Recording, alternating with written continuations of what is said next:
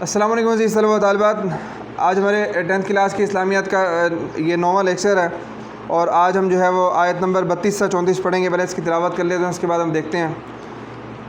اعوذ باللہ من الشیطان الرجیم، بسم اللہ الرحمن الرحیم۔ یا نساء النبی لستن کأحد من النساء ان اتقیتن فلا تخضعن بالقول فیطمع الذی فی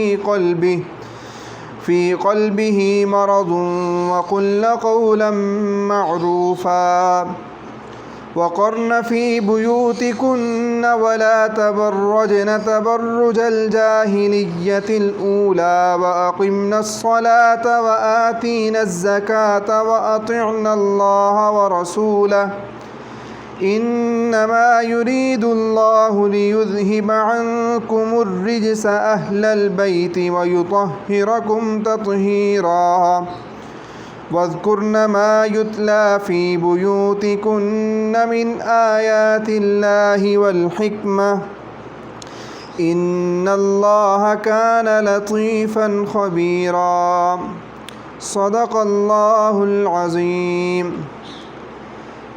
یا نساء النبی، اے نبی کریم صلی اللہ علیہ وسلم کی عورتوں، بیویوں، لستن کأحد من النساء، کہ تم عورتوں میں سے کسی عورت کی طرح نہیں ہو، تم عام عورتوں کی طرح نہیں ہو۔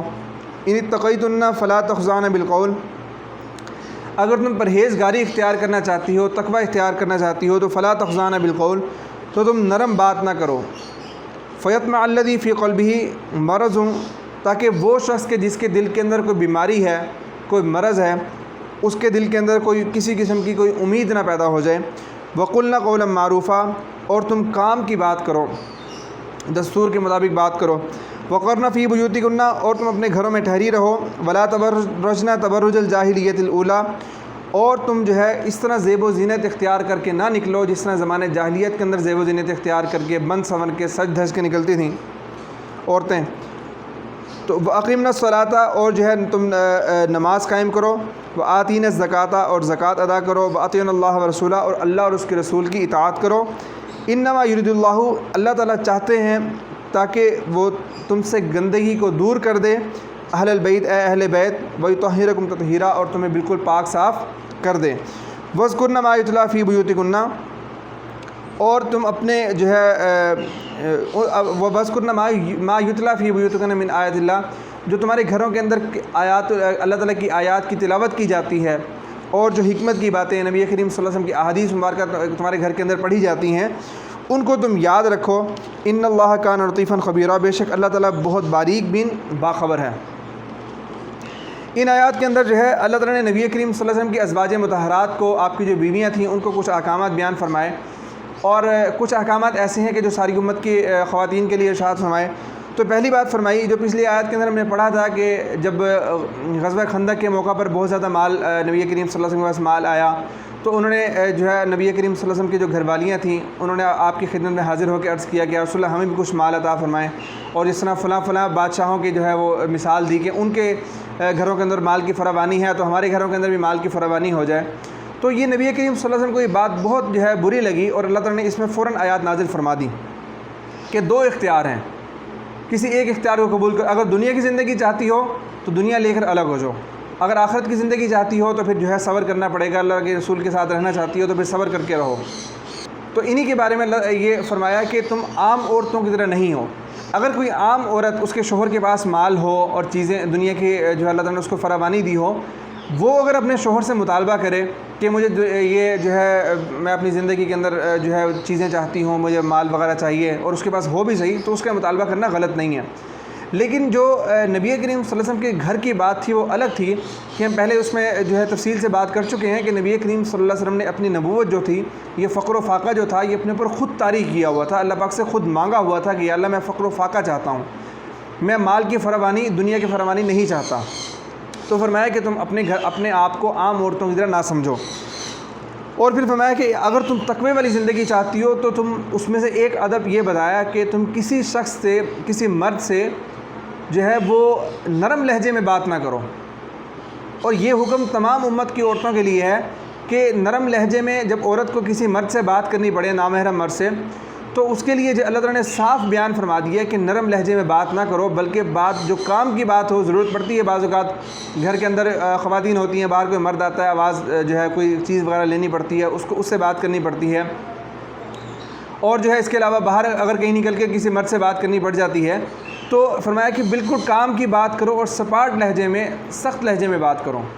کیوں؟ اس کا فائدہ کیا ہوگا کہ تاکہ کسی شخص کے اندر جو مرض ہے، اگر کسی دل کے اندر کوئی اس کے غلط خیالات ہیں اور وہ گندی طبیعت کا مالک ہے، تو اس کی گندی طبیعت کے جو اثرات جو ہیں وہ یہ نہ ہو کہ ایسے آپ کے نرم بات کرنے سے وہ کسی نہ کسی امید میں گرفتار ہو جائے اور وہ غلط طرح کے خیالات وہ سوچنے لگ جائے، کوئی غلط پلاننگ کرنے لگ جائے۔ تو اس لیے جو ہے اللہ تعالیٰ نے فرما دی کہ بس وہاں تک جو ہے تم جب سختی سے بات کرو گے تو یہ دروازہ گناہ تک جو لے جانے والا دروازہ ہے یہ شروع ہی سے بند کر دیا۔ اس لیے جو ہے نبی کریم صلی اللہ علیہ وسلم نے بھی اور اللہ تعالیٰ نے قرآن پاک کے اندر بھی گناہ کی طرف انسان کو بہت پہلے ہی روک دیتے ہیں۔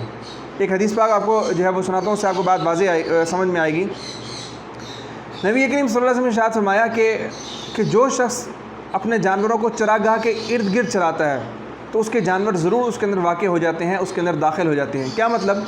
کہ جب آدمی جو آدمی جانور چراتا ہو، اس کو یہ بات بخوبی اس کو پتہ ہوتی ہے کہ جب جانور چلانے والا اس کو جو کسی کے کھیت کے اندر کوئی سبزی لگی ہوئی ہے، کسی کا کوئی کھیت لگا ہوا ہے، فصل لگی ہوئی ہے، کاشت کی ہوئی ہے، تو اگر کوئی آدمی یہ کہے کہ میں اپنے جانور اس کھیت کے جو کسی اور کا کھیت ہے اس کے بالکل کنارے پر چلاؤں گا، اور کنارے جیسے ہی جانور اندر داخل ہونے لگے گا میں اس کو فوراً روک لوں گا، اندر داخل نہیں ہونے دوں گا، تو آپ نے فرمایا کہ نہیں، یہ اس کے جانور اندر داخل ہو جائیں گے۔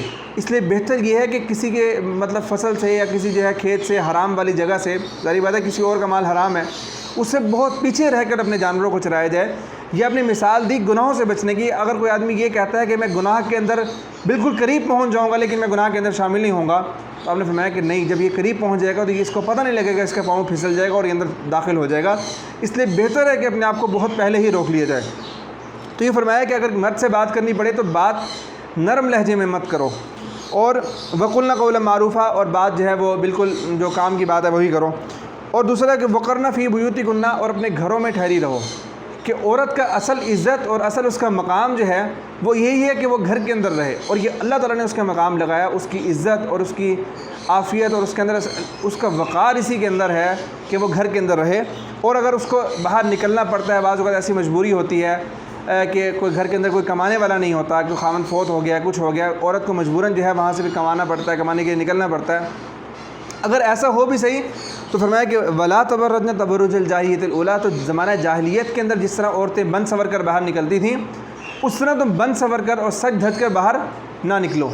اور اللہ تعالیٰ دیکھیں قرآن، اللہ پاک جو ہے کسی بات سے شرم نہیں کر، اللہ پاک جو بات بھی ہے حق بات ہے اس کو بیان فرما دیتے ہیں، اس کے اندر کسی قسم کی رعایت نہیں کرتے۔ اب ہم اس چیز کو ذرا دیکھیں کہ باہر بن سنور کر نکلنا اور کھلے عام جو ہے وہ خواتین کا باہر جو ہے نکلنا اور پھرنا، یہ جو ہے اللہ پاک اس کو فرما رہے ہیں کہ یہ زمانہ جاہلیت کی رسم ہے۔ تو اب ہم اپنی زندگی کا جائزہ لے لیں کہ ہمارے اندر یہ چیز کتنی عام ہو چکی ہے اور اس کو گناہ سمجھا ہی نہیں جاتا، جبکہ اللہ تعالیٰ واضح فرما رہے ہیں کہ جس طرح زمانہ جاہلیت کے اندر عورتیں بن سنور کر نکلتی تھیں اس طرح تم بن سنور کر نہ نکلو۔ اور اگلا کیا حکم دیا کہ واقعیمن الصلاۃ، نماز قائم کرو، وآتین الزکوٰۃ، زکوٰۃ ادا کرو۔ اور نماز اور زکوٰۃ بڑے بڑے رکن تھے، اس لیے ان کو الگ سے بیان فرما دیا، اور پھر پورے دین کا خلاصہ فرمایا کہ وَأَطِیعُوا اللَّهَ وَرَسُولَهُ، اللہ اور اس کے رسول کی اطاعت کرو۔ اللہ اور اس کے رسول کی اطاعت کا مطلب پورے دین پر عمل کرو۔ یہ اللہ پاک یہ کیوں سارے احکامات دے رہے ہیں؟ اس لیے دے رہے ہیں کہ انما یرید اللہ لیذھب عنکم الرجس اہل البیت، اے اہل بیت، اللہ تعالیٰ تم سے گندگی کو دور کرنا چاہتے ہیں۔ اصل جو گندگی اور ناپاکی ہے وہ شیطان کی گندگی اور ناپاکی ہے، تو اللہ پاک فرما رہے ہیں کہ اللہ پاک یہ تم سے دور کرنا چاہتے ہیں اور تمہیں بالکل پاکیزہ پاک صاف کرنا چاہتے ہیں۔ اور آخری بات فرمائی کہ وَاذْكُرْنَ مَا يُتْلَىٰ فِي بُيُوتِكُنَّ، جو تمہارے گھروں کے اندر جو آیات تلاوت کی جاتی ہیں، اور حکمت سے مراد جو حکمت کی باتیں نبی کریم صلی اللہ علیہ وسلم کی جو احادیث مبارکہ ہیں، جو احادیث پڑھی جاتی ہیں، ان کو اپنے تک محدود نہ رکھو بلکہ ان کو بار بار پڑھتے رہو، یاد رکھو اور اوروں تک بھی ان کو پہنچاؤ۔ اور اس سے معلوم ہوتا ہے کہ جو دین کا دوسروں تک پہنچانا کتنا ضروری ہے۔ حدیث پاک میں آتا ہے بلغوا عنی ولو آیا، میری طرف سے اگرچہ ایک آیت بھی تمہیں پہنچو اس کو اوروں تک پہنچا دو، پہنچے تم اسے اوروں تک پہنچا دو۔ تو یہ جو ہے کہ اوروں تک بات کو پہنچانا، اور کہ کوئی آیت ہو، کوئی جو ہے دین کی بات ہو، لوگوں کو گناہوں سے روکنا، اور جو ہے نیکی کا حکم کرنا یہ ایک مسلمان کی ذمہ داری ہے۔ تو اس لیے فرمایا کہ تمہارے گھر کے اندر جو تلاوت کی جاتی ہیں آیات، اس کو تم پڑھتی رہو، اس کو تم یاد رکھو۔ اس طرح اپنی زندگی کے اندر بھی عمل پیدا ہوگا، اور جب یاد رکھو گے، بار بار پڑھتی رہو گے، تو اوروں کو جو ہے تم بتاؤ گے، تو اوروں کی زندگی کے اندر بھی فائدہ ہوگا۔ تو یہ ہمارے پاس آیات تھیں آج۔ اس کے اندر جو مشکل الفاظ ہیں وہ کہ لستنا، تم یہ مؤنث کے لیے استعمال ہوتا ہے کہ تم نہیں ہو۔ الرجسہ، ناپاکی۔ ان اتقیتن، اگر تم اللہ سے ڈرتی ہو، لیذھب عنکم، تم سے دور کرے، لے جائے۔ فلا تخضعن بالقول، دبی زبان سے بات نہ کرو، یعنی نرم لہجے میں۔ قرنا، تم ٹھہری رہو، یہ بھی مؤنث کے لیے لفظ استعمال ہوتا ہے عربی کے اندر۔ لا تبرجن، زینت نہ دکھاتی پھرو۔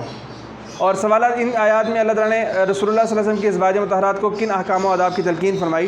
تو یہ تقریباً 8 احکامات ہیں۔ پہلا حکم یہ دیا کہ فلا تخضعن بالقول، کہ اپنی جو ہے وہ نرم لہجے میں بات نہ کرو۔ دوسرا کہ وقرن فی بیوتکن، گھروں میں ٹھہری رہو۔ اور جو ہے بلکہ دوسرا یہ فرمایا کہ وقلن قولا معروفا، جو ہے بالکل کام کی بات کرو۔ تیسری بات فرمائی وقرن فی بیوتکن، اپنے گھروں میں ٹھہری رہو، اور جو ہے اور اگر ضرورت سے کے تحت نکلنا بھی پڑے تو چوتھی بات فرمائی کہ ولا تبرجن، کہ زیب و زینت اختیار کر کے نہ نکلو۔ پانچویں بات فرمائی کہ واقیمن الصلاۃ، نماز قائم کرو۔ چھٹی بات وآتین الزکوٰۃ، زکوٰۃ ادا کرو۔ اور ساتویں بات واطیعوا اللہ ورسولہ، اللہ اس کے رسول کی اطاعت کرو۔ اور اس کے بعد جو ہے 8ویں بات یہ فرمائی کہ وذکرن ما یتلیٰ، کہ جو تمہارے گھر کے اندر آیات تلاوت کی جاتی ہیں اور جو احادیث پڑھی جاتی ہیں ان کو تم یاد رکھو۔ تو یہ ہماری آج کی آیات تھیں، امید آپ کو سمجھ میں آئی ہوں گی۔ تو اگر آپ نے کوئی بات پوچھنا ہو یا اپنی کسی رائے کا اظہار کرنا ہو تو کمنٹ سیکشن میں ضرور کیجیے گا۔ بہت شکریہ۔